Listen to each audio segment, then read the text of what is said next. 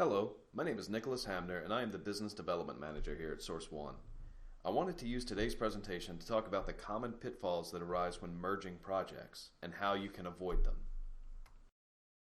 As businesses strive to reduce costs and become more efficient, procurement and strategic sourcing professionals will sometimes come across opportunities to merge multiple projects. This aggregation can occur when two or more departments or divisions within the company are sourcing a similar category. It can also occur when a supplier has the capability to provide multiple desired services.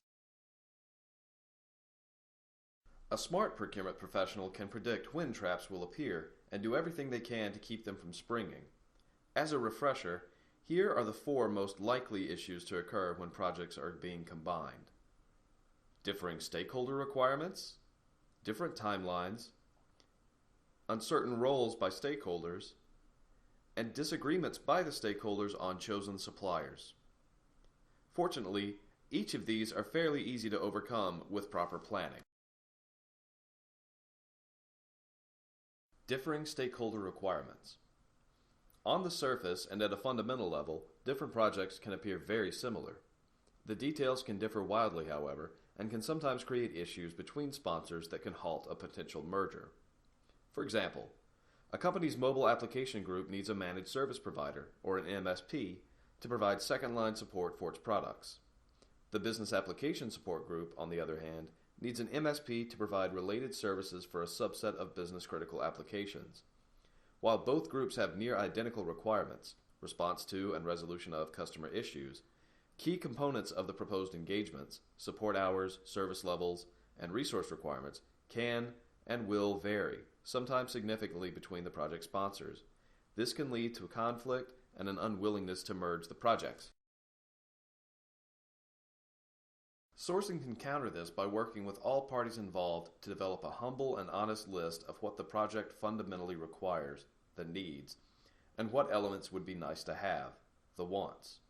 With the needs and wants fleshed out fully, sourcing can then create a statement of work, or SOW, that is robust enough to cover all fundamental needs of all parties.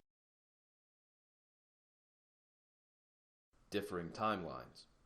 If one group of stakeholders needs a supplier sourced, a contract executed, and an engagement started all within 6 weeks, while the other group of stakeholders wants to take a methodical and conservative approach to the sourcing process because their needs dictate that they can wait 4 or 5 months for a new supplier, the project combination will surely be difficult from sourcing's perspective.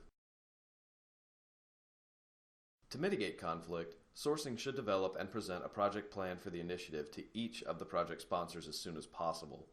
This will provide ample time for sourcing to address any concerns or issues the stakeholders may have so that they can move forward together. Stakeholder role uncertainty. As we know, all sourcing projects need the active involvement of stakeholders. Stakeholders need to approve the RFX document that sourcing will distribute to the potential suppliers. Stakeholders will also need to review and make decisions based on the RFX responses. Presentations may need to be scheduled, or site visits to supplier facilities may need to be coordinated. In instances where two project sponsors are aligned horizontally within their organization, they may defer to one another to take the lead on some key decisions during the course of the project. This can lead to no one stakeholder taking the lead on decision making, leading to no decision being made at all, or at the very least, unnecessary delays in the project. It is sourcing's responsibility in instances like this to take the lead and make sure which project sponsor is, or sponsors are, needed to move the project forward at specific milestones within the project, and ensure that they understand the time frame in which those decisions must be made. Honest disagreement. At the end of the sourcing process, after all the proposals have been submitted, the slideshow presentations have been given, and the bids reviewed, the project stakeholders may have an honest disagreement on who should be awarded the business. To address this final pitfall, the sourcing lead should bring all of the stakeholders together to review what the critical requirements of the engagement are, and then objectively determine why one supplier will outperform the other or others.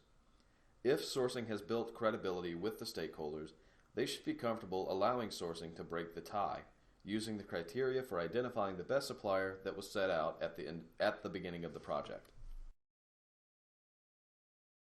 All of the problems presented can be prevented by effective communication, by getting the buy-in of the project sponsors very early in the process, and by having a solid project plan with clearly defined milestones.